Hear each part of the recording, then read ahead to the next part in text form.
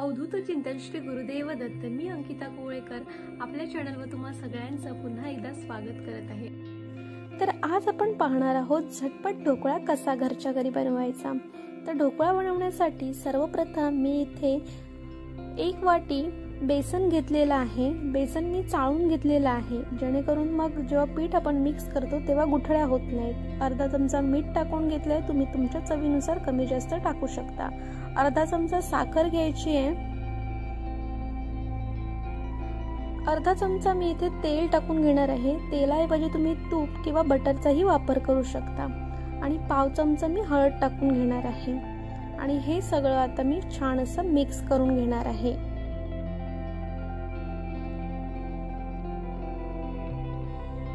तर इथे माझं हे मिक्स करून थोडं झालेलं आहे। आता मी 1 कप गरम कोमट पाणी घेतलेलं आहे, ते आता थोडं थोडं टाकून मी हे सगळं आता मी मिक्स करून घेणार आहे।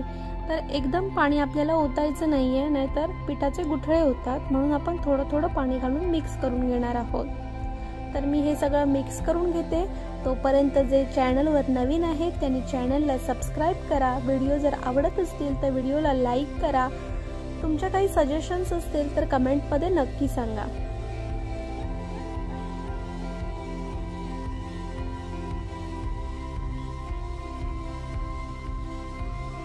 तर इथे आता तुम्ही पाहू शकता मी कसं पीठ मिक्स करत आहे। थोडं थोडं अगदी पाणी थोडं घालून ते छान असं मिक्स करून घेणार आहोत, जेणेकरून ते गुठळ्या नाही राहिल्या पाहिजेत। तर हा झटपट ढोकळा आहे म्हणून मी इथे डायरेक्ट बेसनचा वापर केलाय। तुम्ही डाळ तांदूळ भिजत घालून देखील खमण ढोकळा छान होतो। त्याची रेसिपी जर हवी असेल तर कमेंट बॉक्समध्ये नक्की सांगा, मी ती रेसिपी देखील अपलोड करेन।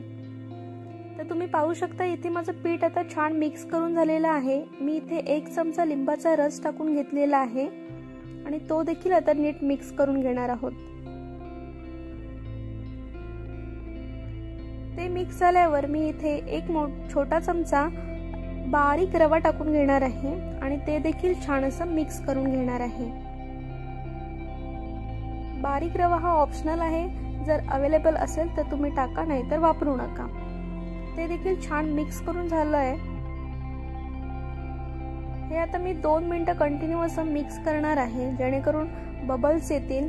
जोपर्यंत बबल्स येत नाही तोपर्यंत आपल्याला मिक्स करत राहायचं आहे। तर तुम्ही पाहू शकता असे छोटे बबल्स यायला तयार झाले की मग आपण मिक्स करायचं थांबायचंय आणि 10 मिनिटं वेट करायचंय। 10 मिनिटं मी तसंच पीठ ठेवलंय। तोपर्यंत मी इथे कुकरमध्ये पाणी गरम करायला ठेवलेलं आहे। पाणी गरम करताना त्यात मी लिंबू टाकले, जेणेकरून वास छान येतो आणि आपला कुकरही काळा होत नाही। आणि 1 स्टँड ठेवलेला।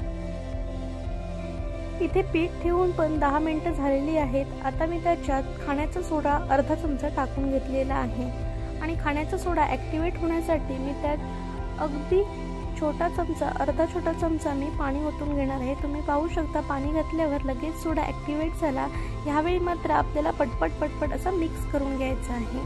तुम्ही पाहू शकता मिक्स केल्यावर लगेच किती पीठ आपलं फ्लफी झालेलं आहे।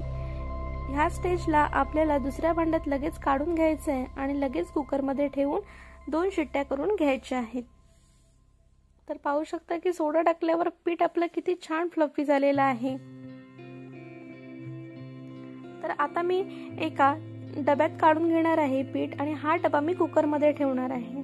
तर ह्या डब्याला मी आधीच तेल लावून घेतलं होतं, जेणेकरून जेव्हा आपण ढोकळा डिमोल्ड करू तेव्हा तो लगेच सुटेल आणि डब्याला चिकटणार देखील नाही। तर इथे मी सगळं पीठ त्या डब्यात ट्रान्सफर केलेलं आहे। आता हा डबा मी कुकरमध्ये ठेवून 2 शिट्ट्या करून घेणार आहे।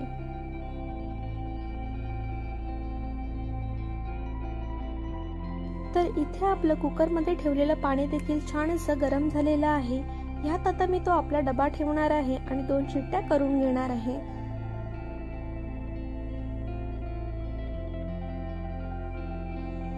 डब्याला मी झाकण लावलंय, जेणेकरून कुकर मधले जे पाणी आहे ते डब्यामध्ये जाऊ नये म्हणून। तर इथे 2 शिट्ट्या झाल्यावर कुकर थंड झाल्यावर मी ढोकळा डिमोल्ड करून घेतलेला आहे। तुम्ही पाहू शकता आपल्या ढोकळ्याला किती छान जाळीदार झालेला आहे आणि छान जाळी आलेली आहे। आता आपण फोडणीची रेसिपी बघूया।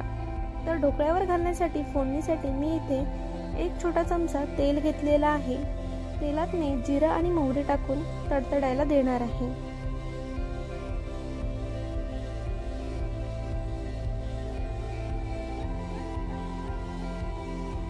जिरं मोहरी तडतडायला लागल्यावर त्यानंतर उभ्या 2 चिरलेल्या मिरच्या मी टाकून घेणार आहे.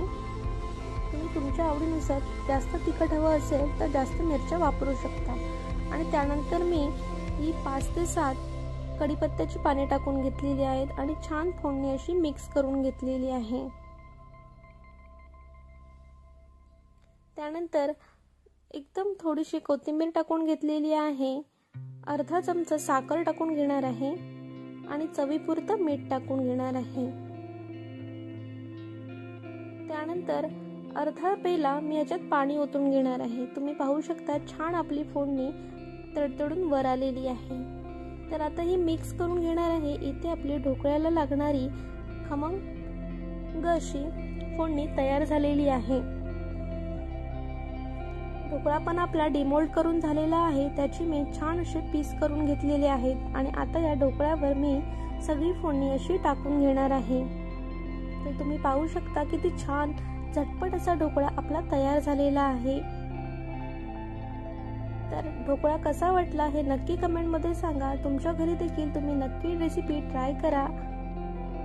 तर तुम्ही पाहू शकता आता आपला ढोकळा तयार झालेला आहे आणि वरून मी ओलं खोबरं थोडंसं टाकून घेणार आहे. तर झटपट होणारा ढोकळा नक्की ट्राय करा. काही सजेशन्स असतील तर कमेंट बॉक्समध्ये नक्की सांगा आणि चॅनलला सबस्क्राईब केलं नसेल तर सबस्क्राईब करा. व्हिडिओ आवडला असला तर नक्की लाईक करा आणि तुमच्या मित्रमैत्रिणींना जास्तीत जास्त शेअर करा आणि सबस्क्राईब